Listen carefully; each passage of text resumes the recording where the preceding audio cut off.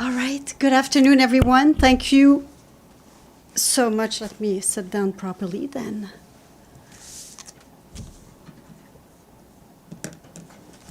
All right. Thank you so much for your patience. Let me start today with a statement. The Secretary General is gravely alarmed by the decision of the Israeli government to take control of Gaza City. The decision marks a dangerous escalation and risks deepening the already catastrophic consequences for millions of Palestinians.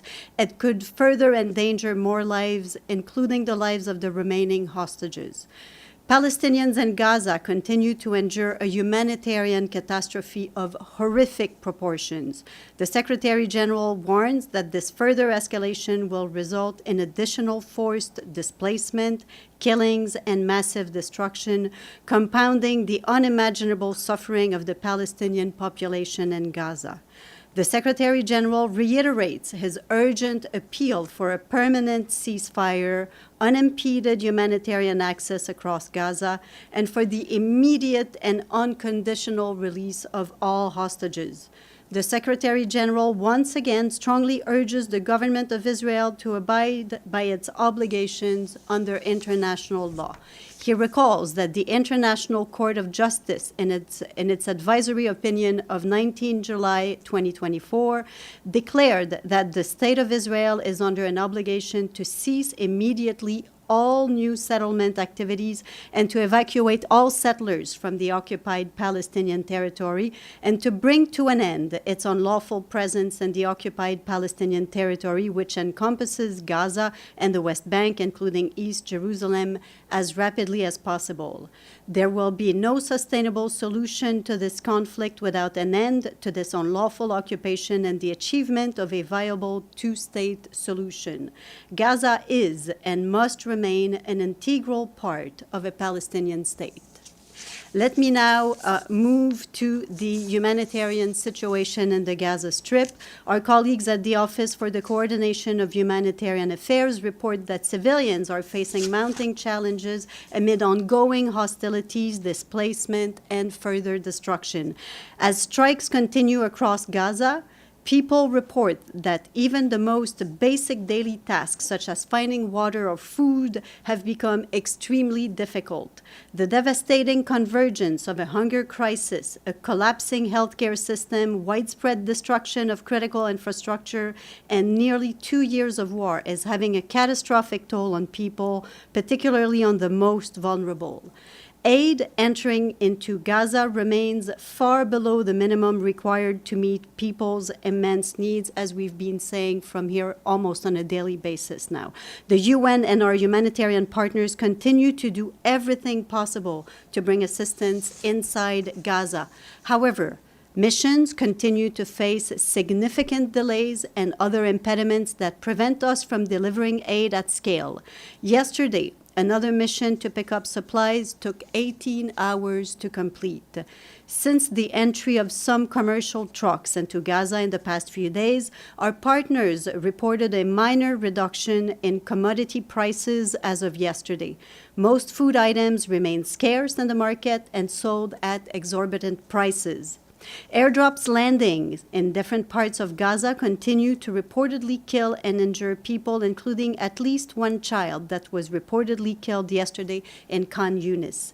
As we've said before, we welcome all efforts to provide aid to the people in Gaza who desperately need it, but we reiterate that the most efficient way to bring in supplies is by road. It is imperative that aid is allowed to enter through all crossings and through all available corridors so that we can deliver it at scale in a safe and dignified manner through our community-based mechanisms reaching the most vulnerable. Meanwhile, a severe heat wave is sweeping the region as people continue to struggle with access to water.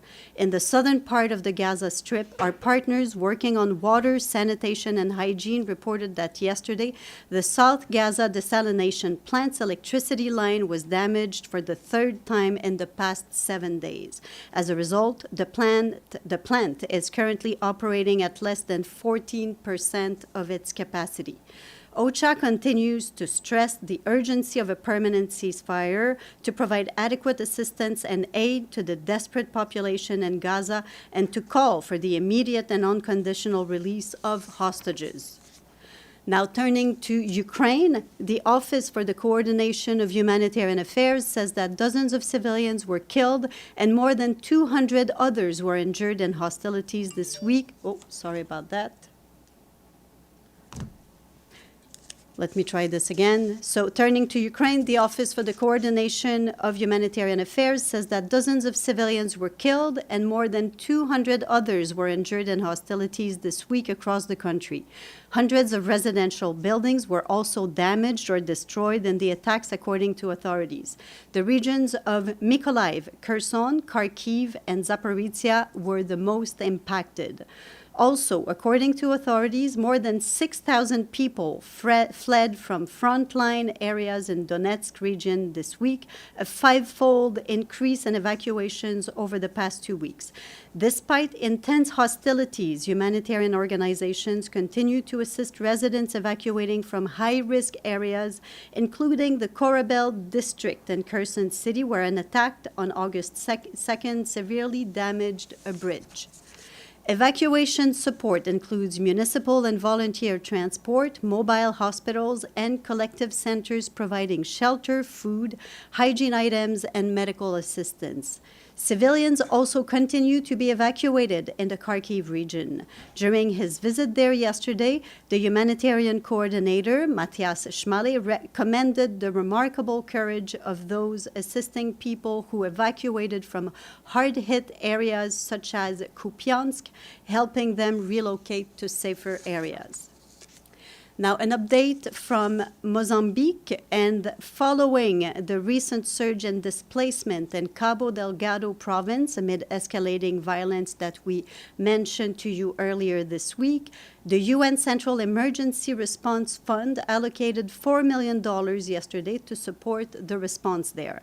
These new funds will allow for a rapid scale-up of life-saving assistance for the most vulnerable displaced people, including food, shelter, water, sanitation, and hygiene services.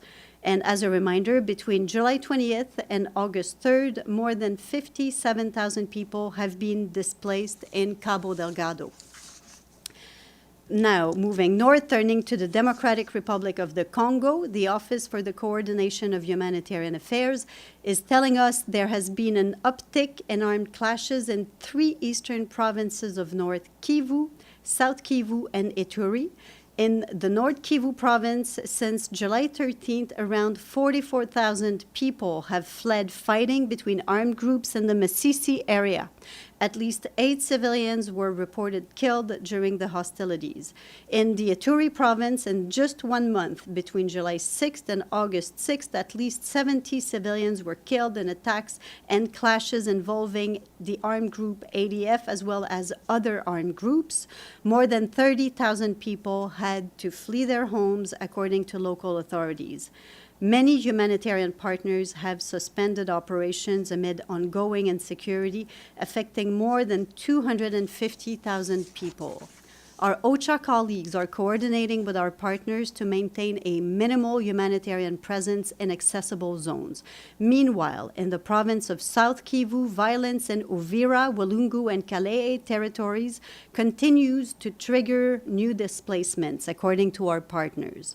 On August 1st, at least 35 women and girls were abducted and raped by armed groups in 3 villages in the Uvira territory, and this was reported by local authorities as well as medical sources.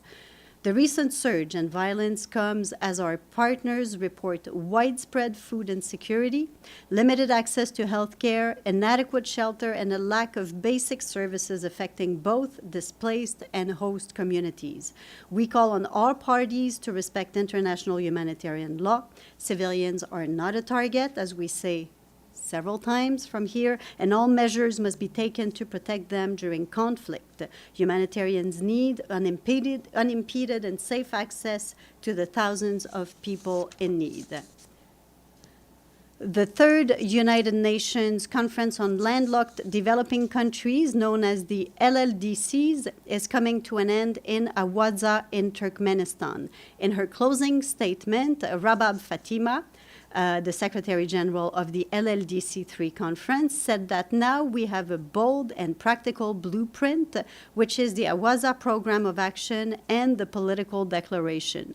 This sets out a clear vision and path forward, and the task now is clear, which is to translate this vision into action on the ground. And as you well know, the Secretary General was there for the opening ceremony, and he thanked the government and people of Turkmenistan for the outstanding arrangements made for the conference. We have a senior personal announcement. Today, the Secretary General is appointing someone you know very well, Ulrika Richardson of Sweden, as his new Deputy Special Representative for the UN Support Mission in Libya, UNSMIL, and also as Resident Coordinator in Libya. She succeeds Enes Shuma of Zimbabwe, to whom the Secretary General is grateful for his dedicated service during the interim period. Ulrika has over 30 years of experience in development and humanitarian assistance, as well as post-conflict recovery, with a focus on complex political, socio-economic, and human rights contexts. Ms. Richardson has been the Deputy Special Representative for the UN Integrated Office in Haiti, as well as Resident and Humanitarian Coordinator in Haiti since 2022. And we expect her to join us for one last time from Haiti here next week. I believe it is scheduled for Tuesday, and she will brief you obviously on Haiti. Tomorrow, we will mark the 80th anniversary of the atomic bombing of Nagasaki. On this day, we remember the tens of thousands of victims who perished in an instant. The Undersecretary General Izumi Nakamitsu will deliver a message to the Nagasaki Peace Memorial tomorrow on behalf of the Secretary General, and you will have this message in your inbox later tonight. Also tomorrow, we will mark the International Day of the World's Indigenous Peoples. In his message for the day, the Secretary General says the Indigenous peoples are guardians of ancient knowledge, defenders of cultural heritage, stewards of biodiversity, and essential to our shared future. And finally, I have a quiz. This country is the only country in South America with English as the official language. He got it. Guyana. Yep. So we would like to thank our friends in Georgetown for their full payment to the regular budget. And Guyana's payment brings the number of fully paid up member states to 119. And I think, Gabriel, you won the first question, if you have a question. Why not? Can you remind us, thank you, Stephanie, can you remind us on the UN's current posture in Gaza City in terms of personnel at all? I know we've discussed this in the past, but can you refresh us on that given the latest developments? So we do have some personnel there. I would have to get back to you to get you the exact numbers of who is there and how many. Let me get back to you on that. I should have had that for you, but I don't have that precise information. But we'll get back to you on that shortly. No problem. And I know this is all very new about Netanyahu's decision and Israel's decision to possibly take over Gaza City. But as of right now, from the Secretary General's standpoint, is the UN planning to leave Gaza City with any presence at all? I don't believe so.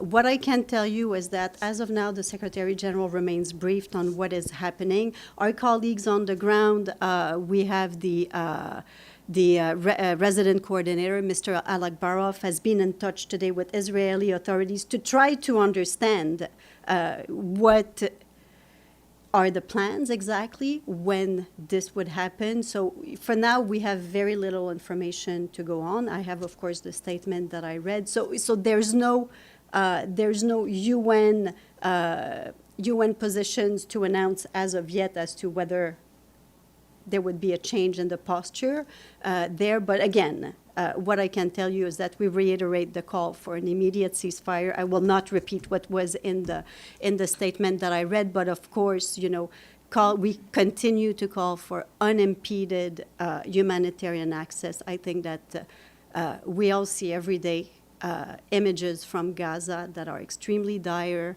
We all see how great the needs are.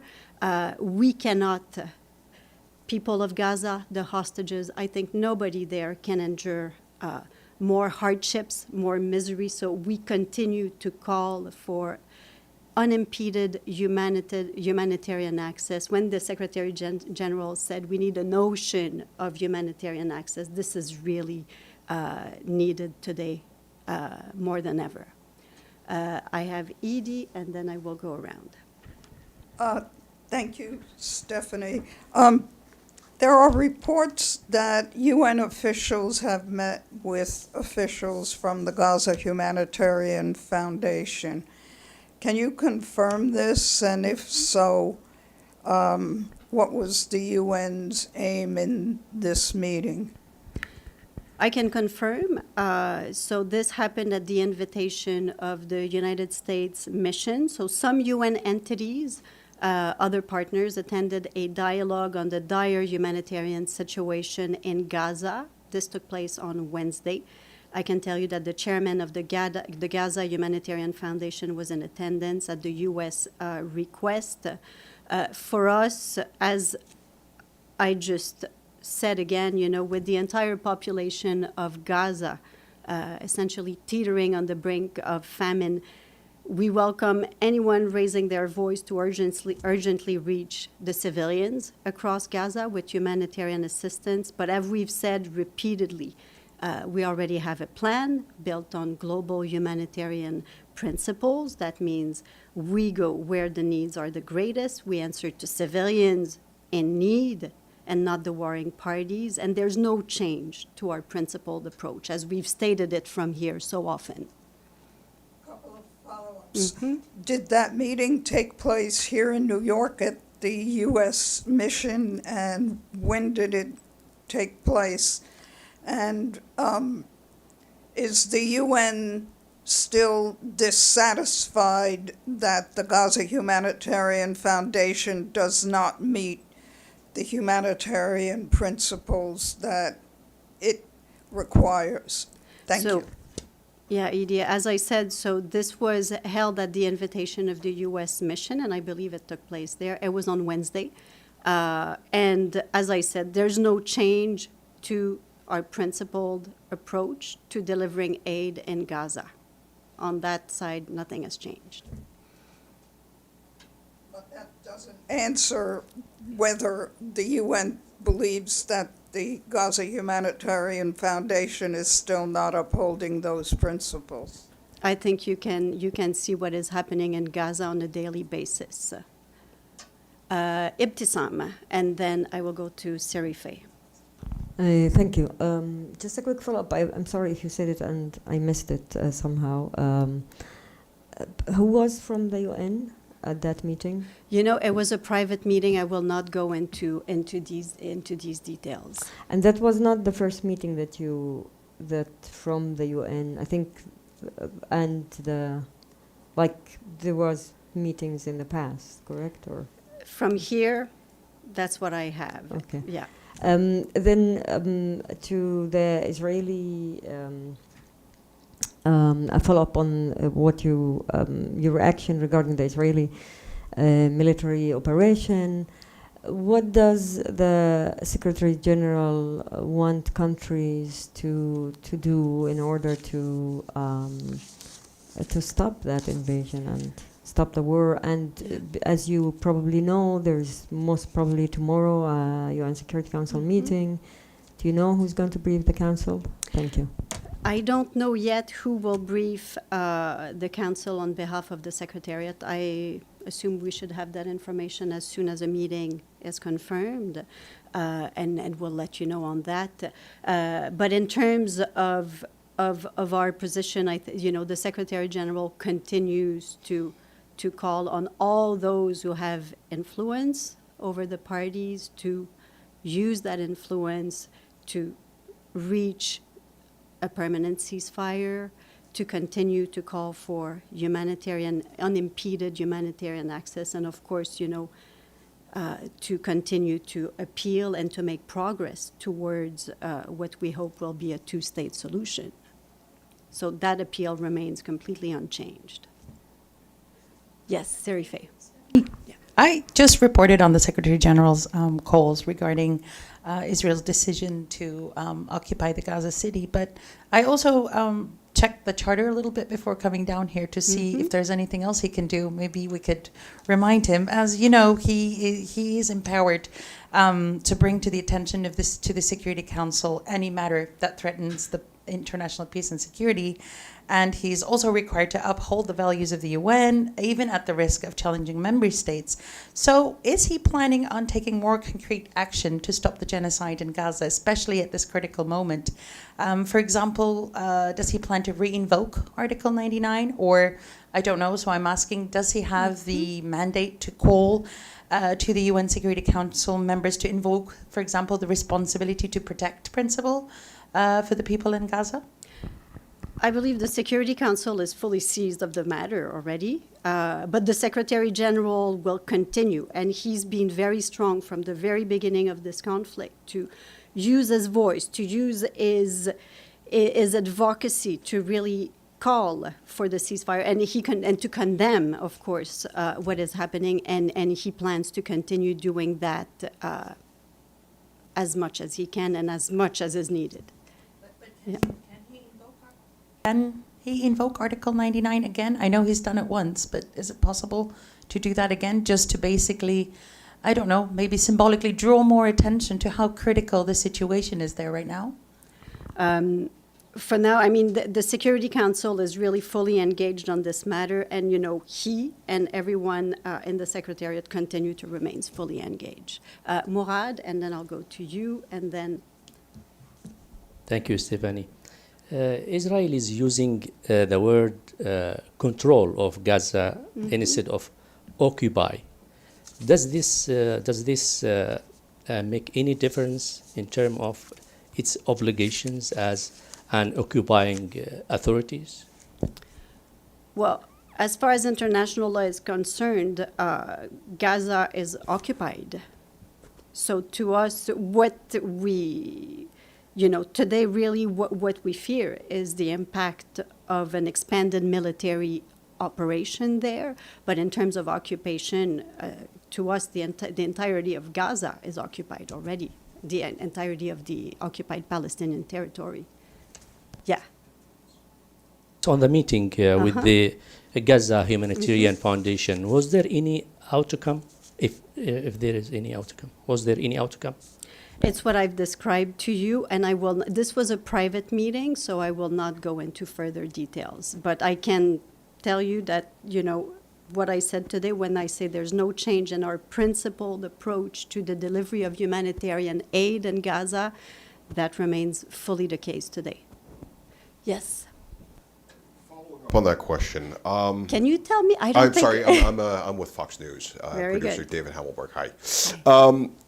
I asked this question yesterday. I'll ask it again on the follow-up of the meeting.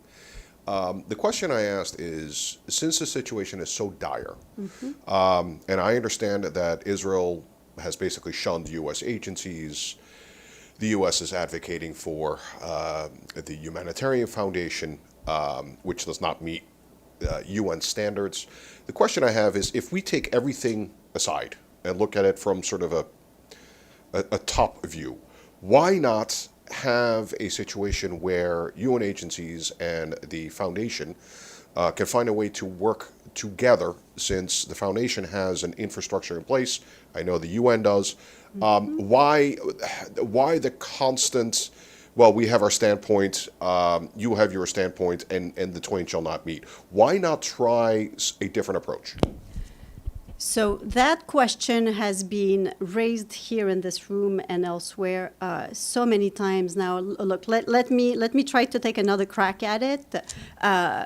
So for us, there's humanitarian principles are not just words. They're about people. They're about making sure that humanitarian assistance, when it's delivered, that it reaches people who are the most vulnerable where they are, that they are safe getting that humanitarian assistance, that they receive it, that women, children, that the portions of the population who need it the most have access to humanitarian assistance.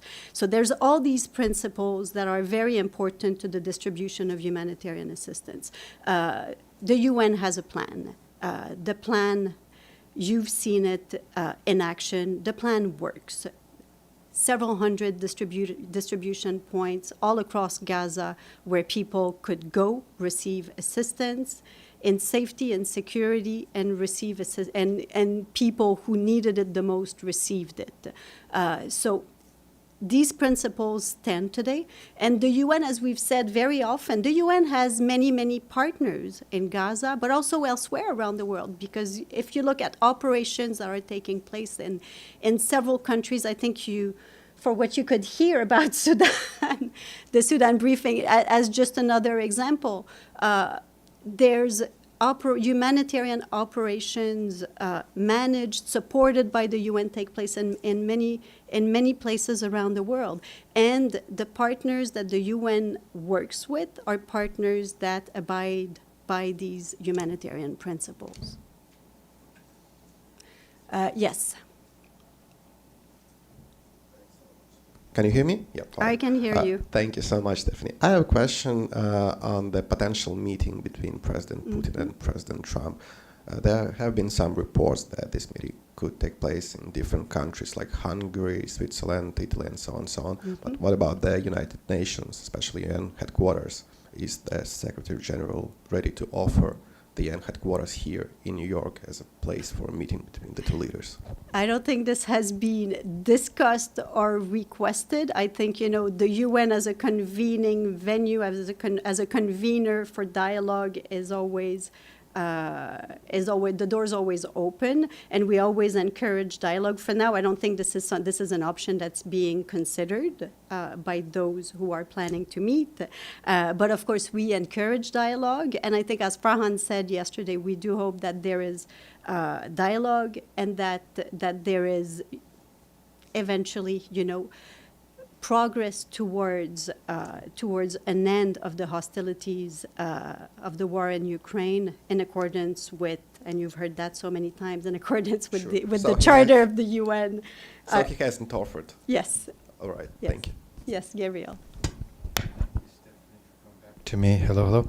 I know it was a private meeting, and so you're limited, I guess, in what you can say. Nevertheless, I'm going to ask you, was the Secretary General invited to the meeting? The Secretary General this week, as you know, was in Turkmenistan and is now elsewhere on annual leave. And so I don't think that his presence was ever discussed. Okay. But I will not say any. No problem. And but can you say he was made aware of this meeting before it took place, correct? Or? Mm-hmm. Yes. And just last question is, on this, is it was reported that there were some pretty unusual ground rules put in place for the meeting. No cell phones. It was under certain rules where nothing could be attributed that was discussed in the meeting. Is that true? And is that why we only are hearing about it after the fact and that it was a private meeting, which I understand? Is that true? And number two, given the high-profile nature of a meeting between the UN and the GHF, why would the UN agree to that? So on ground rules, I think you should ask the conveners of the meeting. I don't think I should be answering these things. And I think, what I've said about the meeting is really what I can say for today. So if there are no more questions, I don't see questions online. Let me just double check. Yes, we have a question online. Vusula.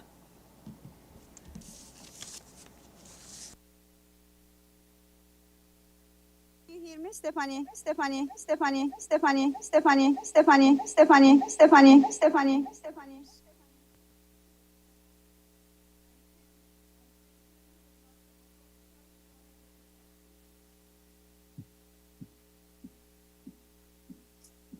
Can you hear me, Stephanie?